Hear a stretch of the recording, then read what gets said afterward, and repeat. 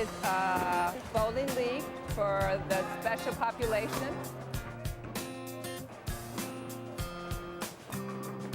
Tucson Parks and Recreation Therapeutics is for special population, and we provide services for them.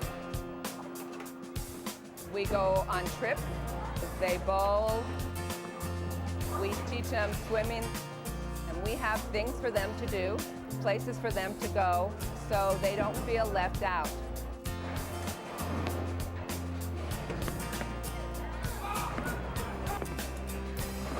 It's very easy if they're unable to. We have ramps and we have facilities that helps them along, that they can set the ball down, don't need very much effort, and they just throw the ball, and they get very excited seeing that they accomplished all of those pins to come down.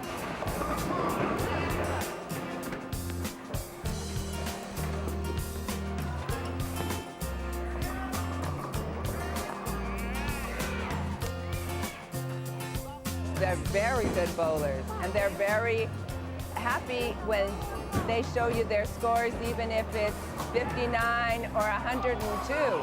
They're very excited because they saw what they can do. Darn it.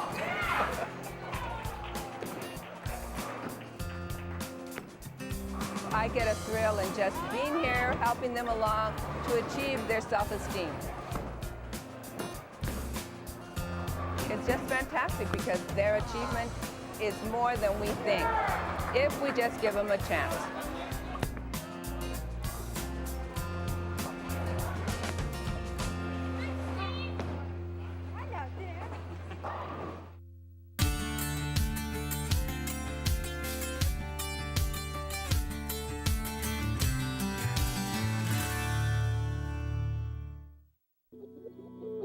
My passion is skate. I mean, I started when I was 4, and I just loved the freedom of being able to go out there and try things that are difficult. I've always felt passionate about this sport, and I loved watching it when I was just 3 years old. I couldn't even go upstairs, and I already asked for a first pair of skates, and my mom tried to tell me that they didn't make them small enough for me, but I insisted until my foot grew enough to have a first pair of skates. I think we're both very fortunate. We are not only able to do what we love, but we are now able to share it with children and to see in their eyes what we felt years ago. Well, with this clinic, Sylvia Fontana, my wife, and I are set out to try to inspire the kids. Is basically what the whole idea of our clinics are all about. We do the pop-ups like this, and to let them know that we're just like anyone else. We're not anything more special. You know, all we did was we had a dream, we loved what we did, and we just followed through with it. 1, 2, 3, 1, 2, 3, 1, 2, 3. That left foot through a little bit more, okay? Be committed on that. Good, okay. This foot needs to come out more. It kind of got in here. That's why you got back in your heel. I think they just say things that just a little bit different, so compliment the coaches that we already have, which is nice because sometimes it's better for me to hear it just a little bit different way. Stay in a straight line and try to lift the foot up before you turn so you don't cheat. I see how you do that. That was pretty smart, actually. That's good. There's a lot of good skating here and a lot of good skaters in Tucson, and I don't know if it's in the water or the heat, but it's a good combination because they're very energetic and good group of kids. Ready, set, go. Fast, fast, fast, quick, quick, quick, quick, quick, quick. Look at him get into it. He's good, yeah. Keep your arm up into your chest. There you go, that was a good one. 9. Good timing on that, yeah. In front. Very good. Good. Good, Brianna. 9. Whew. Woo! Okay. She got her foot up. 1 foot. We both come from places where skating wasn't the popular sport. Italy and Birmingham, Alabama.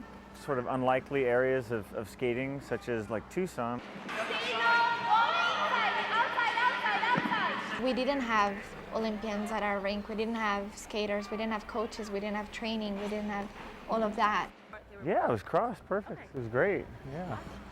They feel inspired, hopefully, that Olympians came in to kind of work with them. Because I've been that way, and it's my situation when I was younger. I've been, had a couple Olympians come into my rink, and I remember those days clearer than a lot of competitions I've been to. It's so awesome. This is like one-day chance that you're never gonna get. Keep this side up. This one was already dropping at the beginning. You gotta keep that side up, and then arm and leg has to come through. My favorite part was just skating with them and meeting them and like spending time with them. They inspire us as well. I mean, a lot of times they think we come there to inspire them, but they actually inspire us a lot to look at things in a different way, always. It's always important to listen to what a child has to say, I think. You skated so beautifully on the long program and you had like such emotion. I was wondering, is there any tips you have for like skaters who compete, how they can like harness that emotion and display it in their skating? That's why we skate. I mean, to have that 1 minute, 2 minutes after the program where you're like, or during the program, you know, those moments are why we put so many years of work. You know, it's the only sport, I think, or one of the few where you work 25 years for 4 minutes. Well, with them being Olympians, it's really exciting because they've already been through what our dreams are and they can help us achieve those dreams.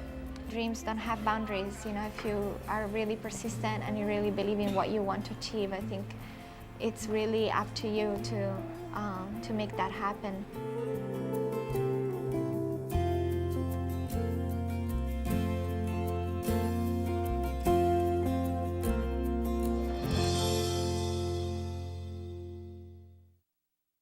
I'm just gonna go there and I'm gonna work my butt off and just make really big things happen for me. I just have to believe that the sky's the limit. You know, it's anything with a beat will grab me. Sometimes I'll just be walking or driving in my car and I'll hear a song and it'll just grab me. My name is Chanel, Chanel. I'm a student and I work full-time and I'm a dancer. I love dancing because it gives me a sense of freedom. I would like to think that I came out of the womb dancing, but I probably started as soon as I could walk, just dancing everywhere. My mom couldn't stop me from dancing across the room when I was in diapers.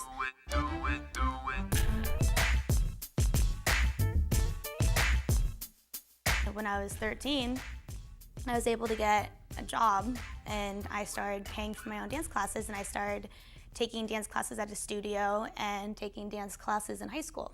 And I've just been dancing ever since.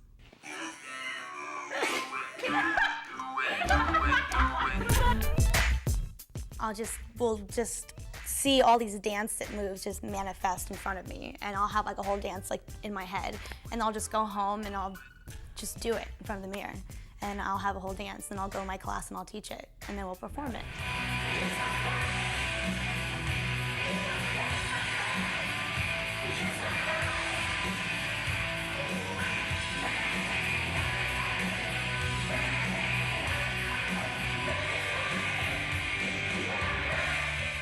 I love choreographing.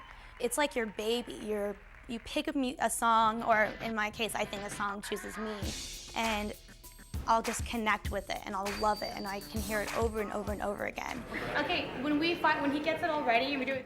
And then it allows you to teach it. So when you choreograph a dance, you're also teaching it to other people, and when you do that, you're connecting with the other dancers. You're telling them to feel the music the way that you feel it.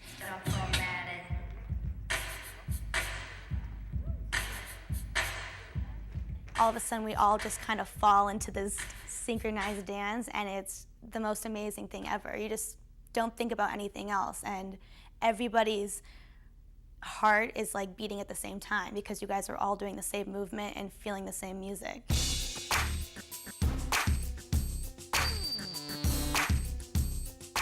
I've been interning for Channel 12 for the past year, and I do production and editing, and I kind of got to do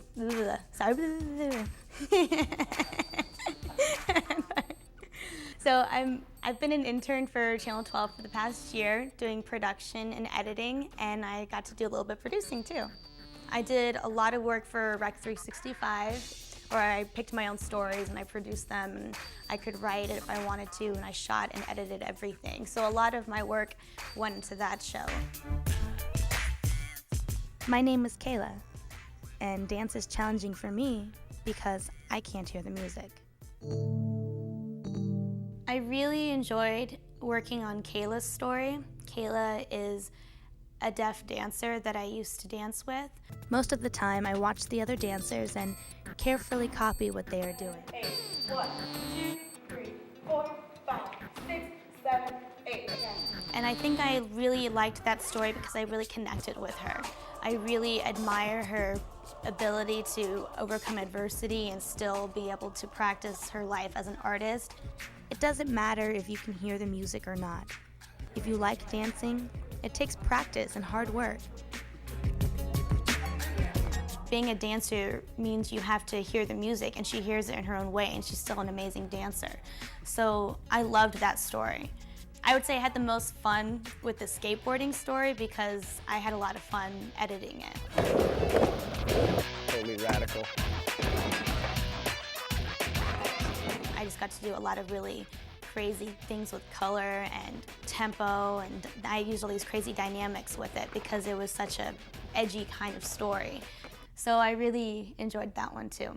I worked a little bit on all the shows because I was an intern. I pretty much was like everyone's little helper. I got to host one part of the beat for the Fall Out Boy concert. It was the Nintendo Fusion Tour, and it was at the Rialto Theater. Hi, this is Chanel with The Beat. I'm at the Nintendo Fusion Tour downtown held at the Rialto Theater. We have excellent bands here tonight. We have Fall Out Boy, Motion City Soundtrack, The Starting Line, and Panic at the Disco. I got to go and I interviewed all the kids in the street, and they all loved the bands, and they were just such big fans, and they were screaming, and they were all dressed up wearing band t-shirts. So, you guys, tell me why you're here tonight. Motion City Soundtrack. No, we're from out of town, so we just came 2 hours to come see Fall Out Boy and Motion City Soundtrack and Panic at the Disco. We really need to talk to the band. It's just like really, really important. Well, now that we've met the fans, let's go see the show. Let's go rock and roll. Come on.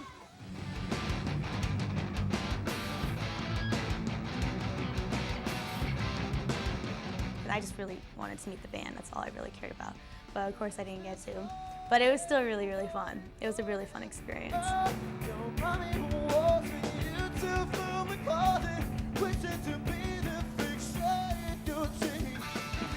My message to Tucson 12, thank you. Thank you for this opportunity and allowing me to really hone my skills, and I just thank them for the trust they put in me. Trusting me with a big old expensive camera and taking them out and shooting things. I'm just lucky to have worked with them. So I guess my message to them would just be thank you.